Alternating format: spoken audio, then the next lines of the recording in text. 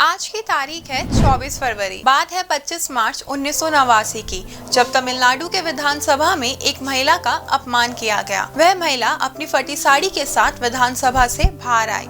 यही वो दिन था जब उस महिला ने सदन से निकलते हुए कहा कि वो मुख्यमंत्री बनकर ही अब इस सदन में लौटेंगी, वरना नहीं। इतिहास में ऐसी घटना पहले कभी नहीं हुई। इस घटना ने उस महिला के प्रति लोगों की सहानुभूति को और बढ़ा दिया। इस घटना के पीछे की असली वजह थी सत्ता पक्ष के सदस्यों और अन्ना द्रमुक के सदस्यों के बीच सदन में ही हुई हाथापाई। जो महिला फटी साड़ी के साथ बाहर आई वो कोई और नहीं, दक्षिण भारत की एक मशहूर अभिनेत्री और तमिलनाडु के मुख्यमंत्री जयललिता यानी अम्मा थी। कर्नाटक राज्य के मैसूर मेलुकोटे नामक स्थान पर आज के ही दिन 24 फरवरी 1948 को जयललिता का जन्म हुआ था। वह तमिलियन थी जो तमिल परिवार से संबंध रखती थी, जिनके पिता जयराम पेशे से ही वकील थे। लेकिन जब जयललिता मात्र 2 साल की थी उस समय ही उनके पिता की मृत्यु हो गई। उसके बाद जयललिता और उनके भाई को लेकर उनकी मां वेदवती दोनों के साथ बेंगलुरु शिफ्ट हो गई। अब दोनों बच्चों की जिम्मेदारी उनकी मां के कंधों पर आ गई, जिस वजह से उन्होंने तमिल सिनेमा में काम करना शुरू कर दिया। जयललिता के परिवार में सभी सदस्यों के नाम के आगे उपसर्ग के तौर पर जय लगाया जाता था, जिसका अर्थ होता था विजय होना। इसलिए उनके भाई का नाम जय कुमार था और उनका खुद का नाम जयललिता रखा गया।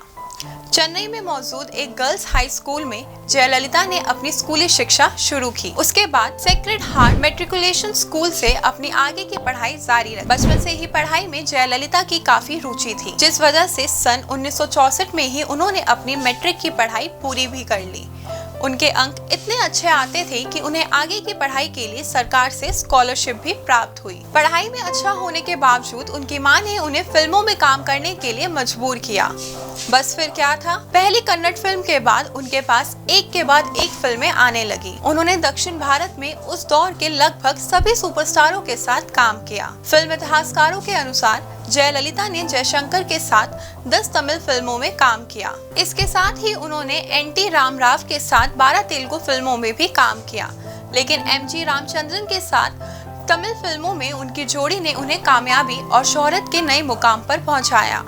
जब एम.जी. रामचंद्रन राजनीति में आए तो जयललिता को भी साथ ले आए।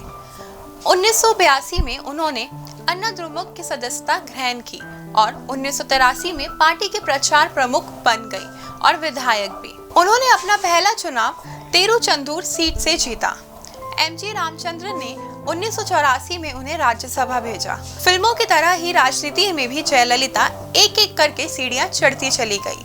साल 1988 में एम.जी. रामचंद्रन के निधन के बाद अन्ना द्रमुक 2 हिस्सों में बंट गई। एक हिस्से का नेतृत्व एम.जी.आर. की पत्नी जानकी कर रही थी तो दूसरे का जयललिता। जयललिता खुद को एम.जी.आर. का राजनीतिक उत्तराधिकारी मानने लगी, लेकिन उस वक्त तमिलनाडु विधानसभा के अध्यक्ष पी.एच. पंडियन ने जयललिता के गुट के 6 सदस्यों को अयोग्य करार दिया, जिसके बाद जानकी रामचंद्रन तमिलनाडु की पहली महिला मुख्यमंत्री बन गई। राष्ट्रपति शासन के बाद 1889 में हुए विधानसभा के चुनावों में जयललिता के गुट ने 27 सीटें जीत ली और वह विपक्ष की नेता बनी। जिसके बाद साल 1991 में राजीव गांधी की हत्या के बाद हुए चुनावों में जयललिता ने कांग्रेस से चुनावी समझौता किया और 234 में से 225 सीटें जीत ली और वह मुख्यमंत्री बनी। 5 साल के कार्यकाल में जयललिता कई विवादों में फंसी, जिसकी वजह से 1996 के चुनावों में उन्हें हार का सामना करना पड़ा।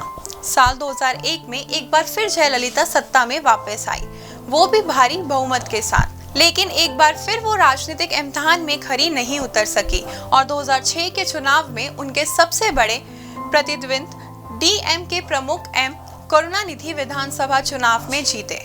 इस करारी हार के बावजूद जयललिता ने संघर्ष जारी रखा और साल 2011 के चुनाव में एक बार फिर से सत्ता में लौटी। जयललिता 5 बार तमिलनाडु की मुख्यमंत्री के रूप में चुनी गई थी। आपको बता दें, जयललिता के जीवन पर साल 2021 में थलाइवा नाम की एक फिल्म भी आई, जिसमें अभिनेत्री कंगना रनौत ने जयललिता का किरदार निभाया। इस फिल्म की लोकप्रियता से साफ देखा गया कि आज भी लोगों के दिल में अम्मा यानी जयललिता के लिए कितना सम्मान है। दोस्तों आइए अब आखिर में जानते हैं देश और दुनिया की आज की तारीख यानी 24 फरवरी के अन्य महत्वपूर्ण घटनाओं के बारे में। आज के ही दिन साल 1942 में नाजी नेताओं के प्रोपेगेंडा का जवाब देने के लिए वॉइस ऑफ अमेरिका ने जर्मन में अपना पहला प्रसारण किया। साथ ही साल 1955 में एप्पल कंपनी के को-फाउंडर और अमेरिकी बिजनेसमैन स्टीव जॉब्स का कैलिफोर्निया में जन्म हुआ। साथ ही साल 1976 में क्यूबा में नया संविधान लागू हुआ। वही साल 1991 में गल्फ वॉर के दौरान अमेरिकी सेना ने ग्राउंड ऑपरेशन शुरू किया। साल 1998 में हिंदी फिल्मों की प्रसिद्ध अभिनेत्री ललिता पवार का निधन हुआ। आज के ही दिन साल 2008 में क्यूबा के राष्ट्रपति फिडेल कैस्ट्रो ने पद से इस्तीफा दिया। दोस्तों अगर आपको हमारा ये वीडियो पसंद आया हो तो इसे दोस्तों के साथ भी जरूर शेयर करें और अगर आपके पास हमारे लिए कोई सवाल है तो उसे कमेंट में लिखकर हमें जरूर बताएं। आपसे जल्दी मुलाकात होगी इस सीरीज के अगले एपिसोड के साथ। देखते रहिए प्रभात एग्जाम। नमस्कार।